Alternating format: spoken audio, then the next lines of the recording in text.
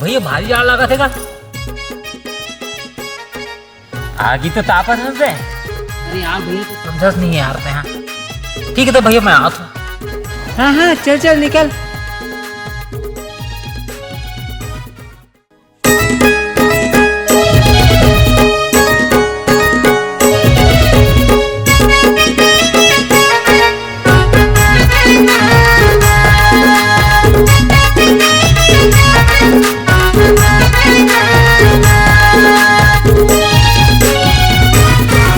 पोटार ना वो भारी जाड़ लागते, पोटार ना वो भारी जाड़ लागते।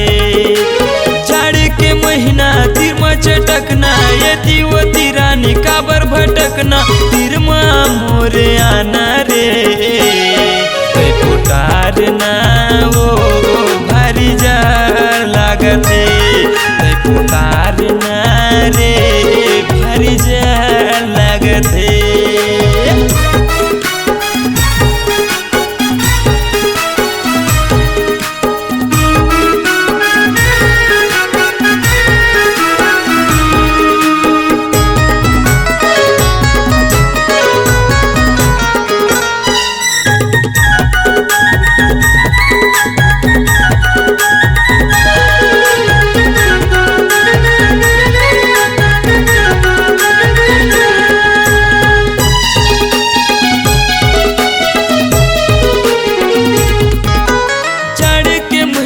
रानी रे तिगोती काबर जाथा, फाटत दोनों गाल के बोरो पलसला लगाथा।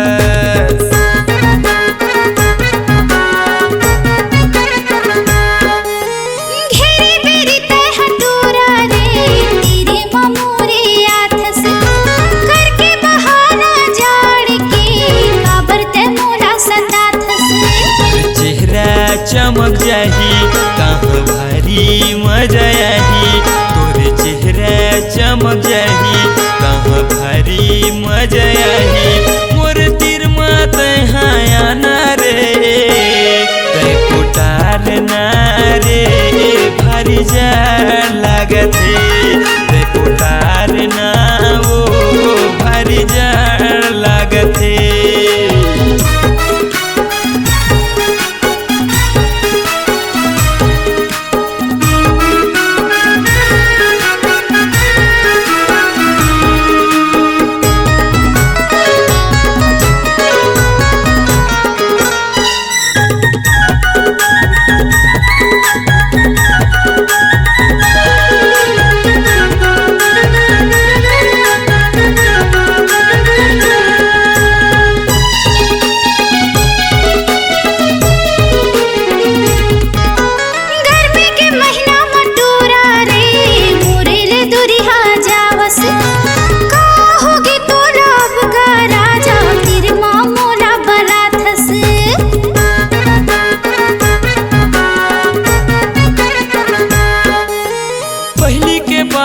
रानी रे काबर ते सुरता करा था, आए है जाड़ के महीना तक काबर ते धुरी है जाता। बोला भारी माया करथो मैं तोरे बर वो मरथो, मैं भारी माया करथो मैं तोरे बर वो मरथो।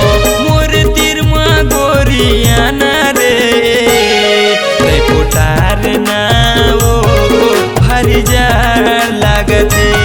आप डाले हुंगा तोला जाड़ लागथे। जाड़ के महीना तिरमा चटकना, यदि वो तिरानी काबर भटकना, तिरमा मोरे आना रे।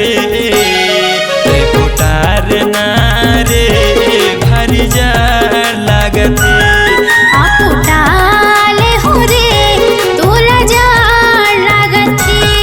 तै पोटार ना रे भारी जाड़ लागते। आप डाले हूँ रे तोला जाड़ लागथे।